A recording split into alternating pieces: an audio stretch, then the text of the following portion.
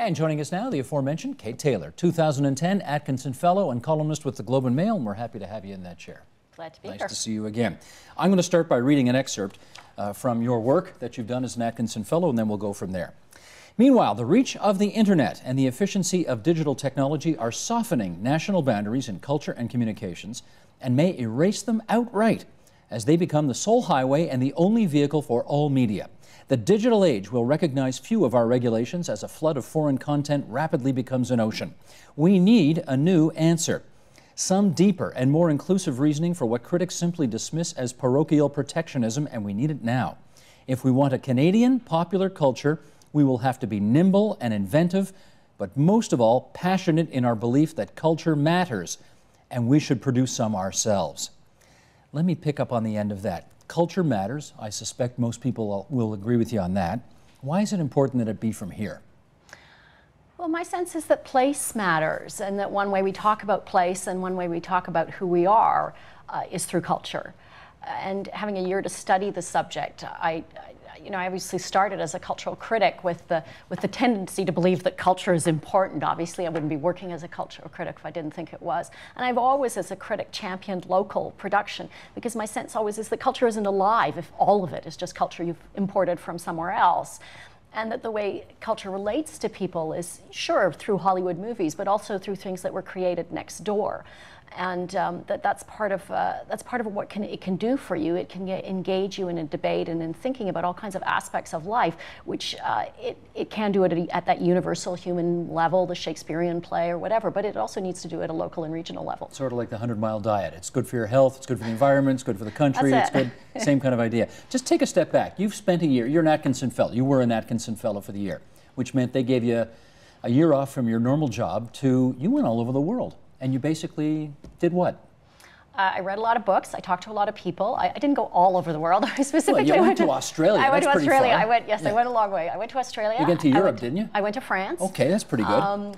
And I went to Australia because Australia is about the same size as English Canada, a little bit smaller, and on the whole does a better job than we do of creating film and TV that speaks to Australians, Hold off on that, because we're going to get to that, the whole film and TV angle there. But on the issue, you say that national culture is no longer about playing, in our case, it's not shinny on a frozen pond, or I think you used the sex in the canoe analogy as well. Okay, given our multiculturalism, given how different we all are we all too distinct from one another to create some kind of national culture that's going to embrace and mirror all of our myriad differences? Well, I don't think we can create a fixed, static national culture, and I think that idea is dying, if not already dead. But I don't think there's anything wrong with that. I don't think there's that sense of, to sort of say, a Frenchman is a beret and a baguette, Canadians are hockey players. I think that's not very useful. And part of Canada's strength, or English Canada's strength, is as a diverse, multicultural place. And culture allows us kind of to engage in that dialogue and talk about that, and talk about different experiences. Doesn't that make it hard to create some kind of national overarching something we have in common when we're just all from so many different places and represent so many different beliefs and cultures and so on? Well, I think it... obviously, you get into a debate about multiculturalism, about whether, if you accept everything, in the end you stand for nothing, and that's, I guess, the criticism that's made of it. But I think there's a difference between when you're discussing things like, whether or not women should have to take off the veil to vote, where what you're coming down to are issues of law, as opposed to the arts and culture, where what you're talking about is expressions of people's experiences, which can be very open to all sorts of different interpretations and diversity, and don't have to set it down in stone. And I think that's the joy of it.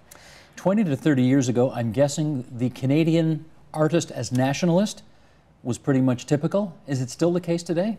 No, I think people have really moved on from that sense in the 1970s, that there was a national project and you had to create a national culture, because I think people have started to realize, well, there isn't really this fixed Canadian identity, and Quebec remains this kind of model where you do have this kind of lineup between a national identity, a linguistic identity, and then a cultural identity, and that's very well expressed in Quebec television, especially, which is very popular with Quebec audiences. But I think in in Canada, with, you know, in the rest of Canada, with more regions involved, with a multicultural makeup, I don't think there are many artists left who are interested in that kind of raw form of nationalism, or that static form of nationalism. Can.Con, Canadian content, the rules that said you want to own a radio station here, you want to own a TV station here, you got to put X number of hours of Canadian content on the air.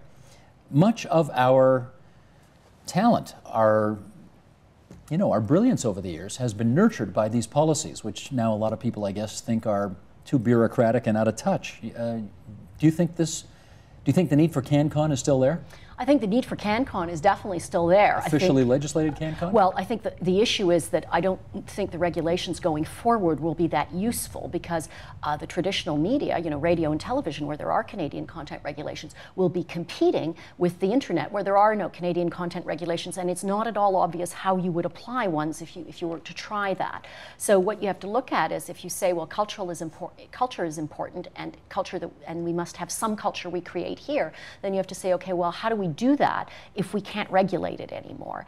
And one obvious way is you subsidize it, which we do already do, but that's one thing to look at. Another, I may get in trouble for saying this on TVO, but another way obviously is to give the CBC a clearer mandate and a bigger budget to fulfill that mandate, because right now it's a situation where its mandate seems a bit fluid and under debate, and its budget is continually cut. Okay, first of all, you don't get in trouble for saying anything here, so that's okay, number good. one. Number two, I read that in your piece about the budget cuts, about how you said that if you look in constant dollars, the CBC is actually being funded, what, $500 million less today than it was 20 years ago? Yeah, it's sort of this myth that we spend so much money on the CBC. If we compare ourselves to other Western democracies, we spend much less on public broadcasting. And public broadcasting is really important in this debate, because the internet works on a kind of share and share alike model, and public broadcasters, because they're nonprofits, they can share that philosophy, they can move in there. So I think that the public broadcasters have a huge role to play online, actually, delivering Canadian content. You called for a CBC2. You want a second channel. They've already got a second channel. It's the all-news channel. Well, so okay, then I want a third channel, but I mean, the obvious thing is they have Bold and Doc, but you know, Bold and Doc are up in some digital ether that most of us don't see, so part of the idea is to kind of bring them down to a level where more people could see them. And what would be the usefulness of having another kind of lower down in the better real estate section of the dial, another CBC channel? Well, I think it speaks exactly to this point you're making about, well, how do you say Canadian content is, or Canadian identity is this, it's that some fixed thing? And that's a real challenge for the CBC. How do you reach an entire diverse population across many regions, many time zones, with one channel? It's almost impossible to do. And you see the CBC doing the most broadly populist kind of programming you could possibly think of, like Battle of the Blades, in an attempt to do that, in an attempt to reach those mass audiences. Well, you know, one solution obviously is you can do that, and then you can have another channel where you continue to do the less commercially minded things that we like to associate with a public broadcaster. More PBS style stuff. Exactly. And we wouldn't be offended if the ratings were half as big, and exactly. You could it's kind of, you could have your cake and eat it too. And why does it have to be one or the other? Because the CBC gets beat up right now for being too populist by many people. But I think it needs those ratings. I think it needs its ratings to some extent just to justify the spending of tax dollars. On the Can.Con regs, would you get rid of them altogether now? Do we not need them anymore? I think you have to be careful about that, because especially in television, they are still effective. There's still a lot of money on the table with conventional television, and if you just sort of threw the regulations out the window tomorrow, you'd be giving broadcasters the airwaves without asking for anything in return, without asking them to meet Canadian content obligations. So I think it's one of these things where we're going to have to very carefully monitor how useful they are. And similarly in radio, one of the issues is, well, if we start getting digital radio in the car, which is, people say that's the moment, when you start getting any radio station you want, any podcast from anywhere in your car, will that attack terrestrial radio to such an extent that Canadian content regulations in radio aren't effective? So it's something where one just has to monitor it very carefully. Well, you've got a quote here, and this is just, boy, unlike Kate Taylor, this is such a sharp quote. You have had a scalpel over the years, haven't you? You do write with a certain... I enjoy wielding the scalpel. Yes, you do. You say, if we don't figure out whatever the new system is, that whatever is to come, we're going to continue to lose talent and be left with, quote, wannabes, the might-have-beens, the losers.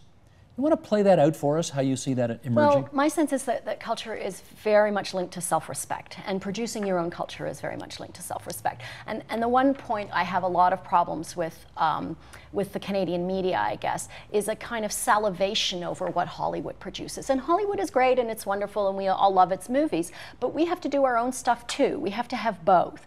And I think if you set up somebody else's hierarchy and you say whoever they think is a star, well, that's the way life is and that's the only hierarchy we care about, you, by definition, you've said, well, we aren't very important. We're just the wannabes.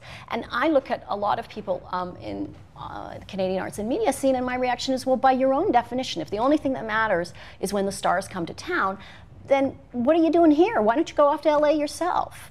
But you know, I like it here, I want to be here, and I think we can build things here. I was always impressed that Eugene Levy, he lives here. I mean, he goes to Hollywood and makes a movie every now and then, but he lives here, he's raised his kids here, and so on. There are a lot of Canadian actors like that who kind of have a foot in both camps, kind of on both sides of the border. Yeah. Okay, I hear this all the time, and I want your view on this. This is really English Canada as opposed to Canada. We're too small a market, we have too small audiences, therefore we can't create the critical mass that can create the kind of industry that you'd like to see. Yeah. That's really a myth. I mean, one thing I think Canadians, because we are always comparing ourselves to the States, we tend to think of ourselves as smaller and less capable than we are. We're the 14th largest economy in the world. We're pretty big, actually. And if you look at, for instance, television markets, obviously the United States dominates all television markets. It is American content that is bought again and again around the planet. But after that, if you look at the next group of countries down, a little bit further down the graph, they're the UK, of course, Germany, and Canada.